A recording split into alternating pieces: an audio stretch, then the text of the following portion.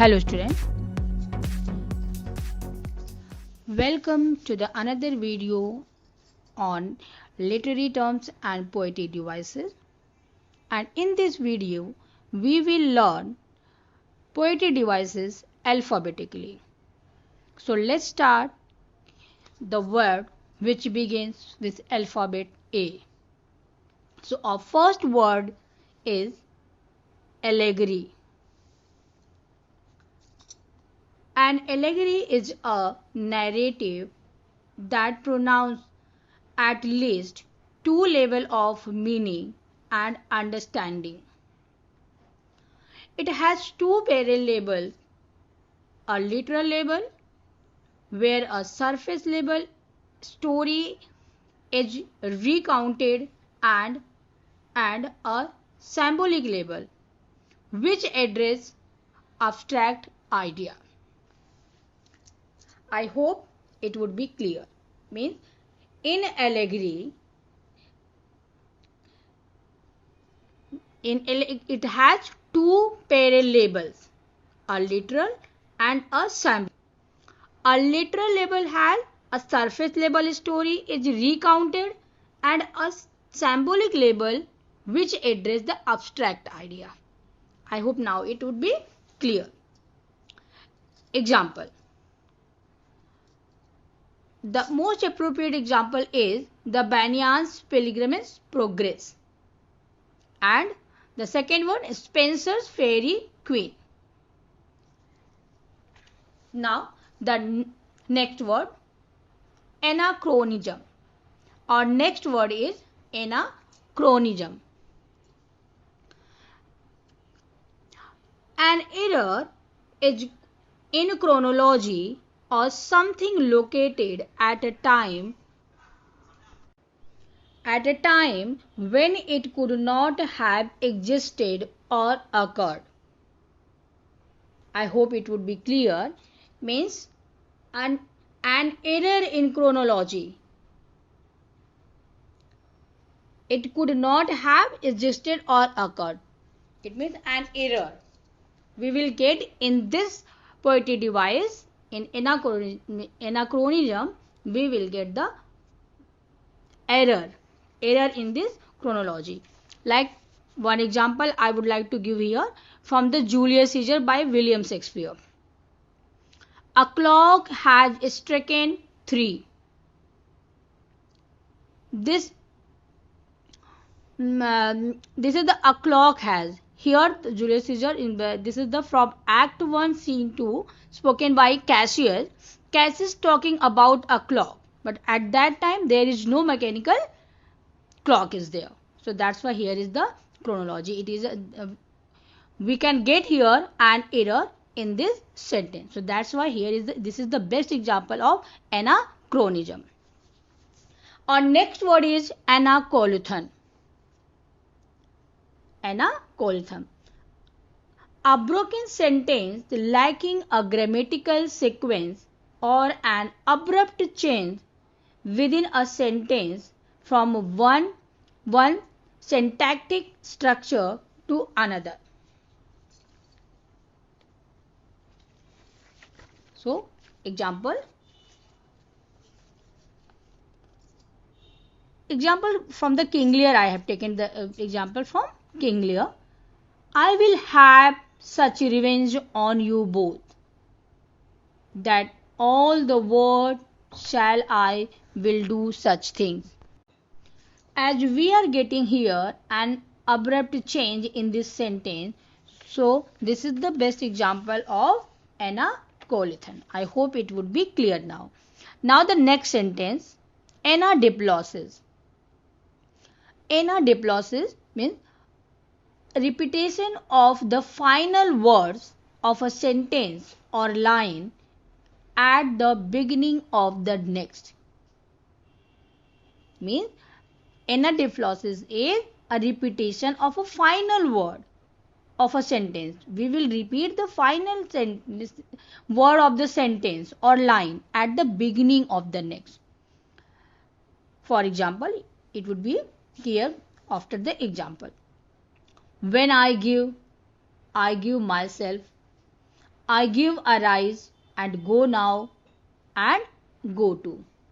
So as you can see here, the final word of a sentence, like I will, the final word of the I will, then the beginning, it is at the beginning of the next, it would be the final word would be used as a beginning of the, like I will myself, I will arise and go now and go to. So this is the, yeah, I hope it would be clear now.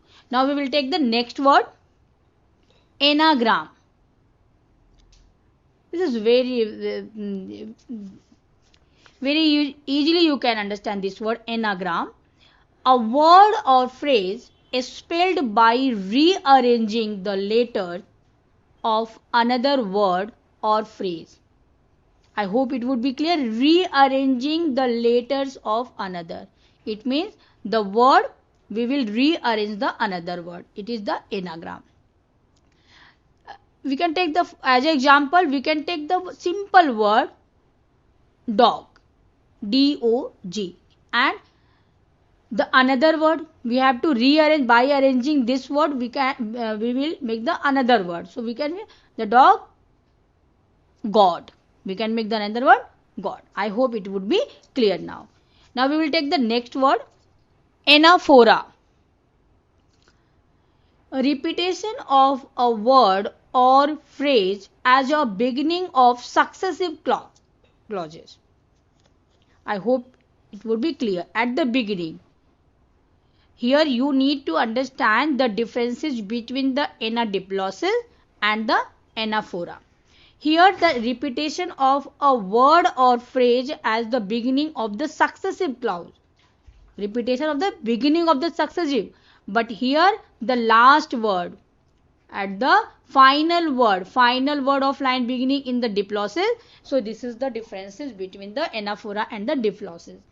So for example, O Lord, rebuke me not in thine anger, neither the chasten me in thy hot displeasure.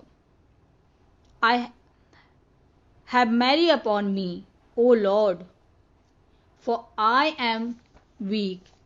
O Lord, heal me, for my bones are vexed. So here in the example, O Lord word is repeated at the beginning of the successive clauses. So here we do know we are repeating the O Lord word. So this is the example of the anaphora. Now the next word, anastrophe. This is what a great word this, anastrophe. The reversal of the normal order of words. Reversal of the normal order of the word. It is very the reversal of the word. It means you are not getting the proper word. Into the water dove the boy. It means here the word, the sentence, we are not getting the proper sentence. Reversal we are getting. For example, into the water dove the boy. But what the actually what the kind of sentence should be here? The boy dove into the water is a correct sentence. But here the reversal we are getting, so that's why anastrophe. This is the basic example of the anastrophe. Now we will take the another word, aphorism. Aphorism is very easy to understand. Like in a very short sentence, I will make it clear. A short pitchy structure saying. What is aphorism? A short pitchy instructive saying, like any saying, or a short phrase that says something true or wise. It means adage you can say here. It is a saying. It is a saying. Aphorism is a saying. For example,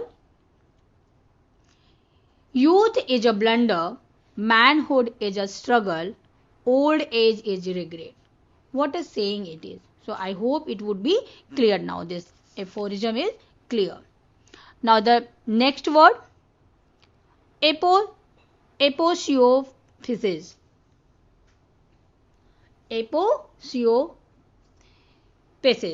So here aposiopesis means it is a rhetorical device to break off in the middle of a sentence. It means in aposiopesis we will get here the break off in the middle of the sentence. We will get the break in the middle. It is used by writers of realistic conversation. It can be for to show the realistic conversation. For example, I will kill you. I will sure kill you. So it is a trying to show that this is the example of the. Now the next word, archaism. The next, and it would be the last word of this video, archaism. The word or expression which is no longer used in normal speech or writing is called archaism. I hope it would be clear, because the word which no longer is used in a normal speech, it is called the archaism. For example, thou, thee, thy, and thine. I hope it would be clear. Thank you.